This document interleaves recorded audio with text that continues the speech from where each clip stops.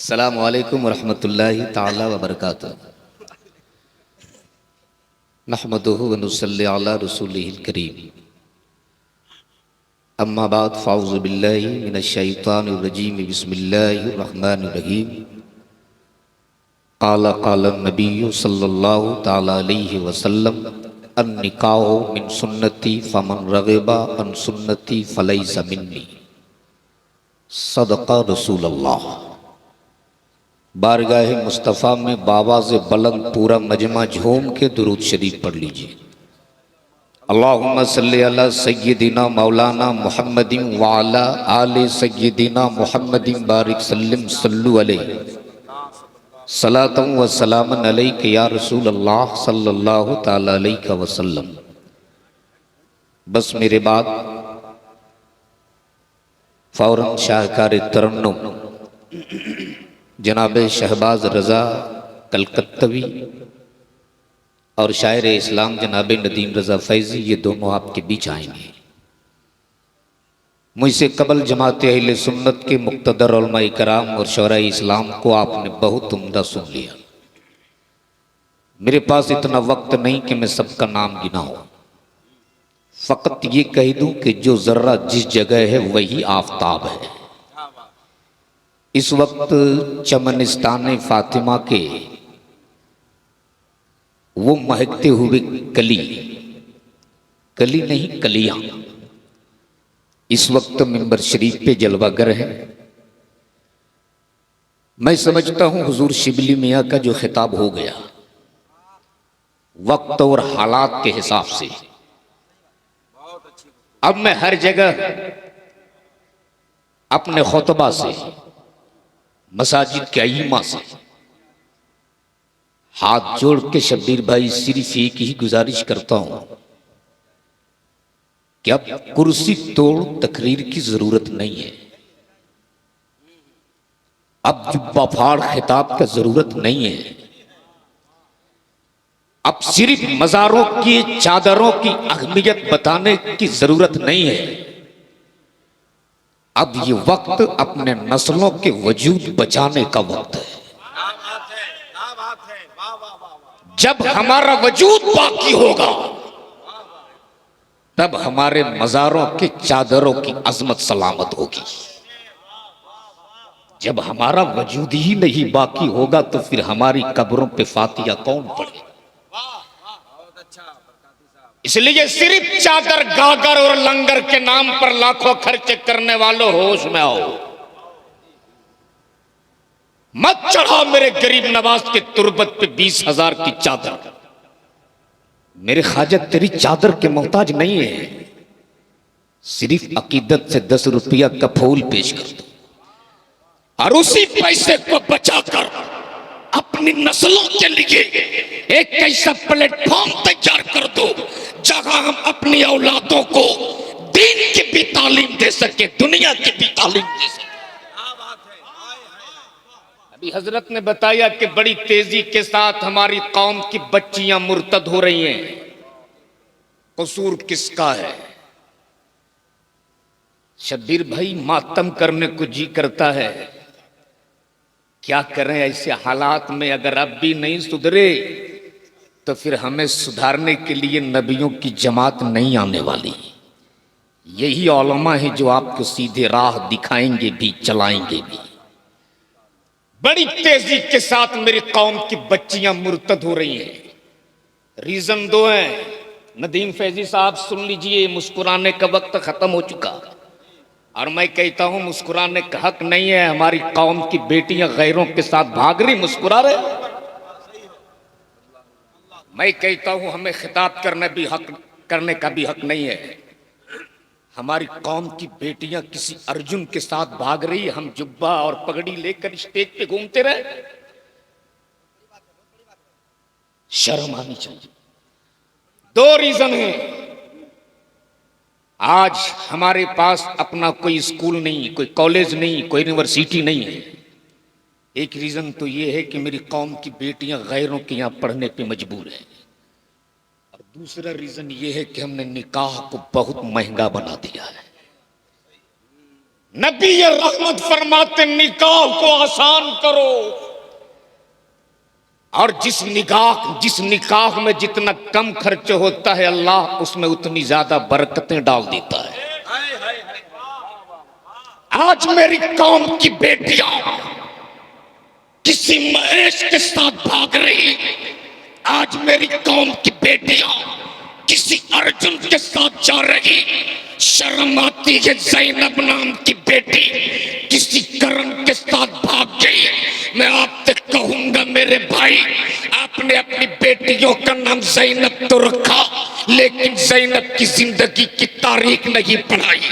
आपने अपनी बेटियों का नाम फातिमा तो रखा, लेकिन फातिमा की जिंदगी की कहानी नहीं सुनाई।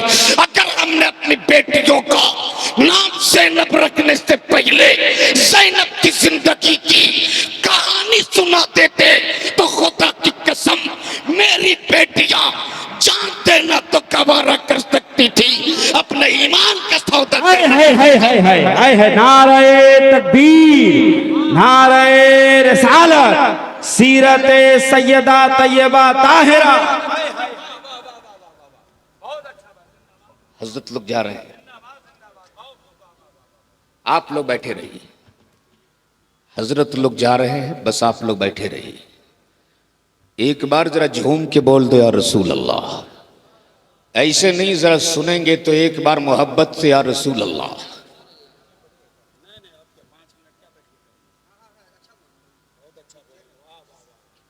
शब्बीर भाई, क्या आज आपने पढ़ा है, कसम खुदा के दिल खुश हो गया। अल्लाह आपको सलामत रखे। आज से 10 साल पहले जब मैं कुर्सी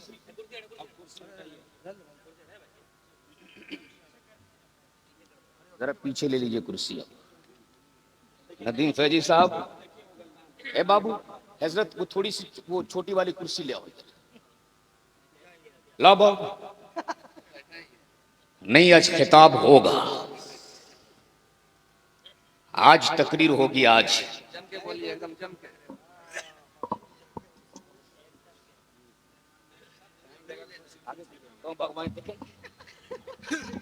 आज जब तक सब नहीं जाएंगे मैं भी नहीं छोड़ूंगा। बारगाह मुस्तफ़ा में दुरूद शरीफ पढ़ लीजिए। अल्लाह रब्बो मुहम्मदिन सल्लल्लाहु अलैहि वसल्लम नहनु इबादो मुहम्मदिन सल्लल्लाहु अलैहि वसल्लम। फिरोज रहबर बेटा बैठ जाओ, बस मेरे बाद आप ही की निजामत होगी। अब एक बार दुरूद शरीफ पढ़ लीजिए, अल्लाहुम्मा सल्ली अला। कब तक डालेंगे इसको शब्बीर भाई? अल्लाह रब्बु मुहम्मदिन सल्लल्लाहु अलैहि वसल्लम नहनु इबादो मुहम्मदिन सल्लल्लाहु अलैहि वसल्लम। बस थोड़ी देर आप लोग बैठ जाइए, बस 5 मिनट की मेरी गुफ्तगू संजीदे लहजे में सुन लीजिए आप। हाँ कूलर ठीक है शहजाद भाई, ठीक है। मामून साहब मुस्कुरा लीजिए आप। इसलिए अभी कमर भाई ने कहा कि 4 दिन तक जितना मुस्कुराना है मुस्कुरा लीजिए, बाद में पता चलेगा। तो अगर सुनेंगे तो एक बार झूम के या रसूल अल्लाह।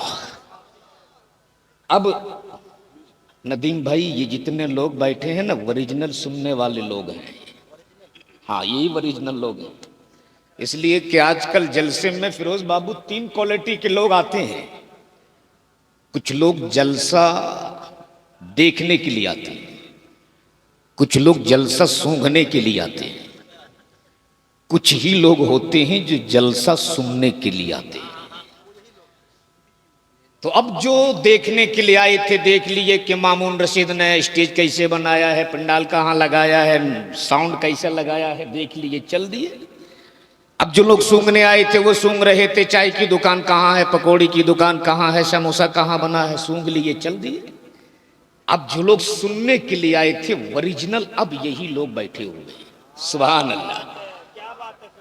अच्छा आप लोग तो शहर के आदमी हो, खेती तो करते होगे नहीं आप? किसान लोग जानते हैं,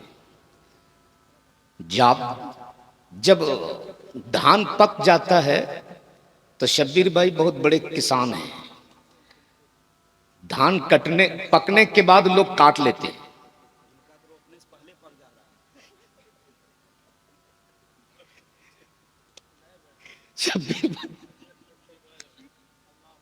दुरूद शरीफ पढ़ अल्लाहुम्मा सल्ली अला। कमर भाई खुदा के वास्ते थोड़ी देर आप चुप रह लें, एक बार जरा झूम के बोल दें या रसूल अल्लाह, और मोहब्बत से पूरा मजमा एक आवाज में या रसूल अल्लाह। बस थोड़ी देर मेरी गुफ्तगू सुन लीजिए। मैं बयान कर रहा था सैयदा ज़ैनब। सैयदा ज़ैनब कौन है? सैयदा ज़ैनब बस एक मिनट में आप सुन लो। सहन है मस्जिद नबवी का।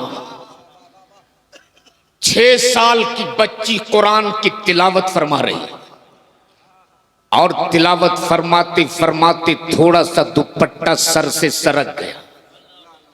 सैयदा तैयबा ताहिरा आबिदा जाहिदा सैयदा फातिमा तशरीफ लाई, और तशरीफ लाने के बाद दुपट्टे को उठा के सर पे डाल दिया। उम्र है फकत 6 साल।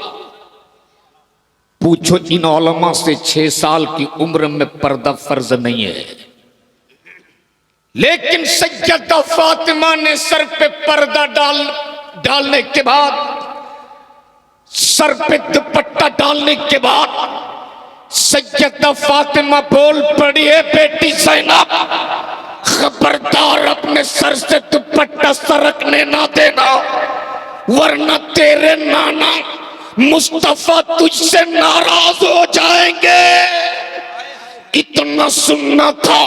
सैयदा ज़ैनब फूट फूट के रोने लगी, हिचकियां ले ले के रोने लगी। इतना रोई ज़ैनब, इतना रोई ज़ैनब कि फिर सैयदा फातिमा को आना पड़ा, और आने के बाद बोल पड़ी, ए बेटी ज़ैनब इस तरह आंसू क्यों बहाती हो, इस तरह क्यों रोती हो, इस तरह सिसकियां क्यों लेती हो? तब सैयदा ज़ैनब ने कहा था, अम्मी फातिमा कहीं मेरे नाना मुस्तफा मुझसे नाराज तो नहीं हो गए। ए अम्मी फातिमा, आज मैं आपको गवाह बनाकर आपसे वादा करती हूँ कि आपकी बेटी ज़ैनब अपनी गर्दन तो दे सकती है, अपने सर से कभी दुपट्टा सरकने नहीं दे सकती।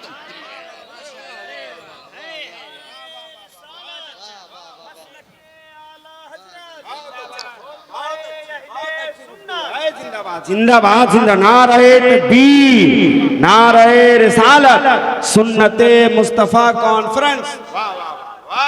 यही वजह है जब करबला की वादी में सैयदा ज़ैनब के सर से यजीदियों ने आंचल खींचा था, तब सैयदा ज़ैनब ने अपने बालों से अपने चेहरे को छुपाकर नाना की उम्मत की बेटियों को पैगाम दिया था। देख ज़ैनब अपने चेहरे को अपने बालों से छुपाकर नाना की उम्मत की बेटियों को दर्श दिया था कि ज़ैनब अपनी गर्दन तो दे सकती है, अपने चेहरे को किसी गैर महरम को दिखा नहीं सकती है। इसलिए मेरे भाई, बेटियों का नाम फातिमा रखने से पहले फातिमा की जिंदगी की तारीख पढ़ा दो।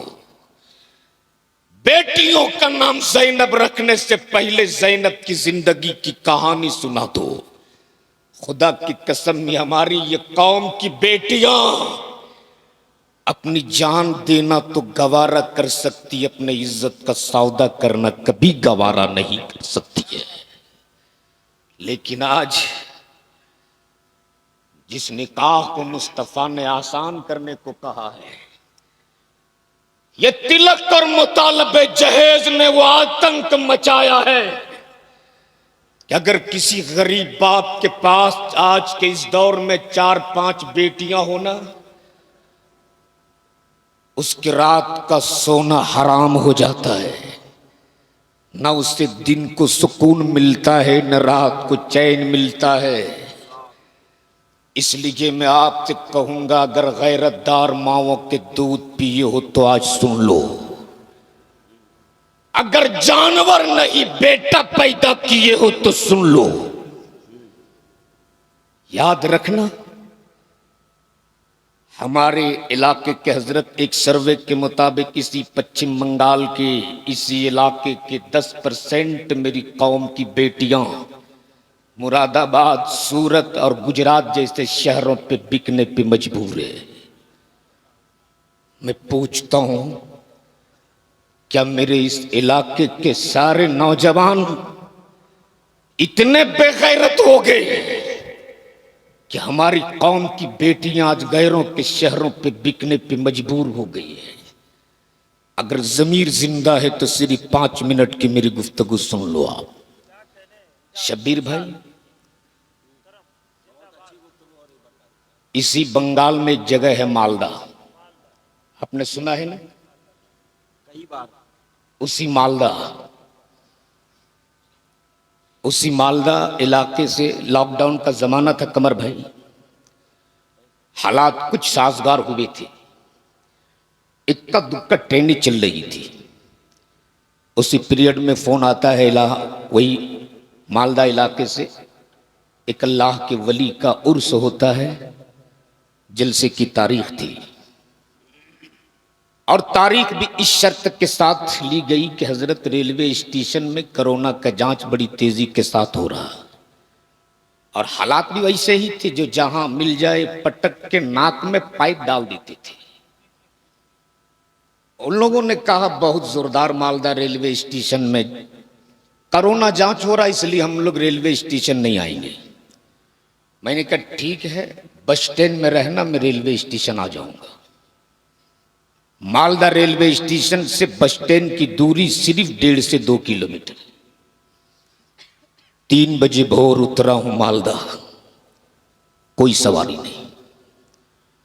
दूर एक रिक्शा नजर आया, मैं उस रिक्शा के करीब पहुंचा, क्या देखता हूं एक ज़ईफ उम्र इंसान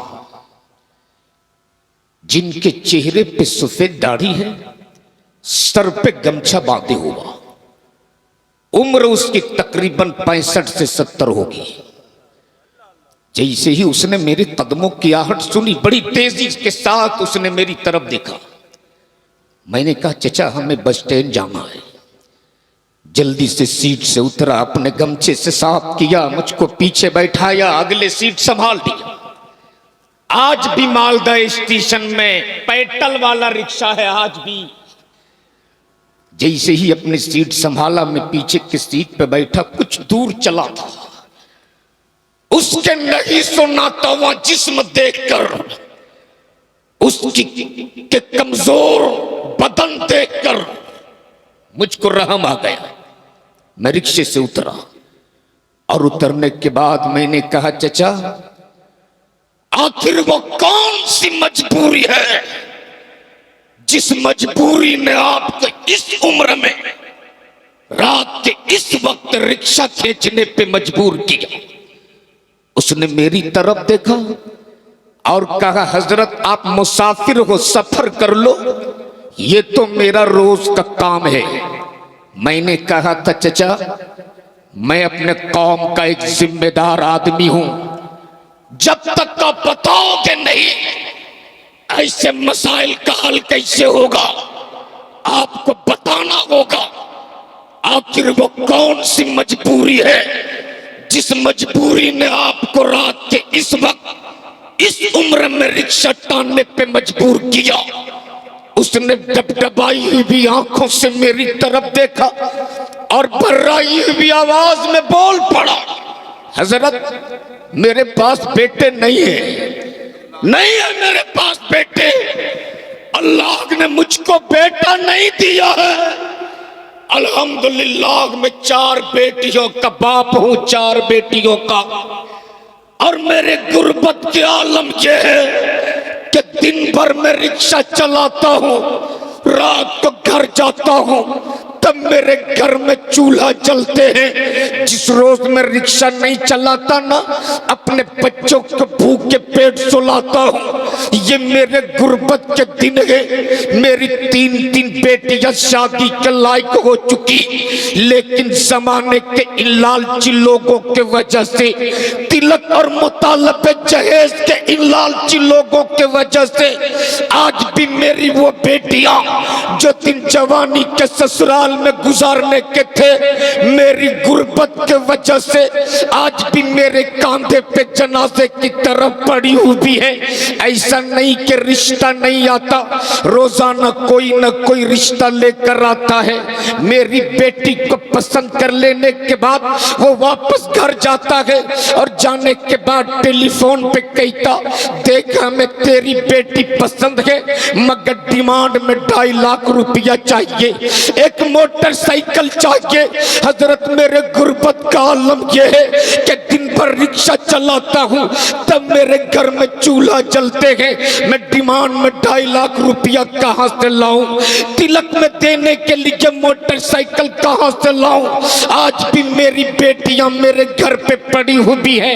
एक दिन मेरे पड़ोस में रहने वाले मेरे एक चचाजाद भाई एक अजनबी इंसान को मेरे घर लाया और लाने के बाद कहा, देख तू अपनी बेटी की शादी नहीं कर पाता ना, तिलक में देने के लिए तेरे पास डिमांड नहीं है ना, जहेज में देने के लिए तेरे पास गाड़ी नहीं है ना, देख मैं मुरादाबाद से लेकर आया हूँ, अपनी बेटी का निकाह इसके साथ कर दे। मैं उस अजनबी को जानता भी नहीं था, मुझको उसका नाम भी पता नहीं था, मैं उसके हसब और नसब के बारे में भी नहीं जानता था, मैंने उसका घर भी नहीं देखा था।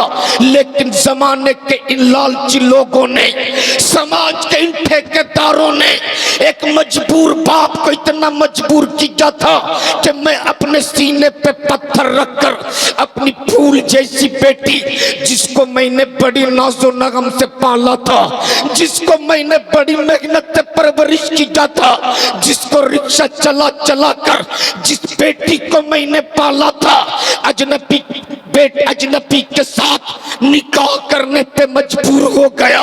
मैंने अपनी बेटी का निकाह उस अजनबी के साथ कर दिया। मेरी बेटी रोती भी रही, मेरी बेटी सिसकी जल लेती भी रही, मेरी बेटी आहें भरती भी रही, लेकिन जमाने के लालची लोगों को मेरी बेटी की आहें सुनाई नहीं थी। जमाने के इन ठेकेदारों को मेरी बेटी की सिसकी जल नहीं सुनाई थी। मेरी बेटी सिसकी जल लेती भी रही, मेरी बेटी आहें भरती भी रही। मैं अपनी बेटी को उस अजनबी के साथ रुखसत करने पे मजबूर हो गया। इतना कहकर वो फूट फूट के रोने लगा, हिचकियां ले ले के रोने लगा। मैंने उसे पानी पिलाया, तसल्ली दिया। आज भी उसकी वो नहीं सुनाता आवाज जब रात के तन्हाई में मेरे कानों में गूंजती है तो मैं अपने आप को रोक नहीं पाता हूँ। उसका जुमला ये था, हजरत जिस वक्त मैं अपनी बेटी को अपने घर से रुखसत कर रहा था ना, ऐसा नहीं लगता था मेरी बेटी की डोली उठ रही, ऐसा लगता था मेरे घर से मेरी बेटी का जनाजा जा रहा, मेरी बेटी का जनाजा उठ रहा। मैंने अपनी बेटी को रुखसत कर दिया, लेकिन ना मुझको घर में आराम मिलता था, न दिन को सुकून मिलता था, न रात को चैन मिलता था। बस एक ही याद हमें सताती रहती थी, पता नहीं मेरी बेटी किस हाल में होगी, पता नहीं मेरी बेटी कहाँ होगी, पता नहीं मेरी बेटी खाई होगी या नहीं, पता नहीं मेरी बेटी कहाँ सोई होगी, पता नहीं मेरी बेटी किस हाल में होगी। जब मुझको अपनी बेटी की याद आती, मैं रात को रिक्शा लेकर निकल जाता हूँ और दर दर की ठोकर ठोकरें खाता हूँ। एक दिन में दिन भर रिक्शा चलाने के बाद जब मैं अपने घर रात को वापस लौटा, मेरे घर में अंधेरा था।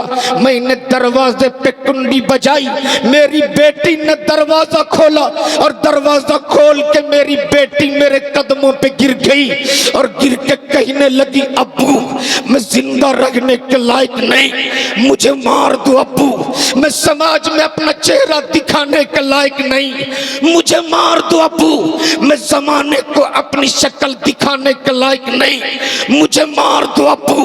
तब मैंने अपनी बेटी को तसल्ली देते हुए कहा था, बेटी घबरा मत, आज भी तेरे बूढ़े बाप के बाजू में इतनी ताकत है कि तेरे लिए भी जहेज का इंतजाम करूंगा और तेरी भी शादी कराऊंगा। जब मैंने अपनी बेटी के बाजू को पकड़ के ऊपर उठाया, चेहरे से आंचल हटाया, जैसे कि चेहरे से आंचल हटा था मेरे पैरों तले जमीन खिसक गई। जिस बेटी को मैंने 3 महीना पहले सुहागन का जोड़ा पहनाकर दुल्हन बनाकर रुखसत किया था, मेरी वही बेटी मेरे कदमों पे गिरकर मुझसे अपनी मौत की भीख मांग रही थी।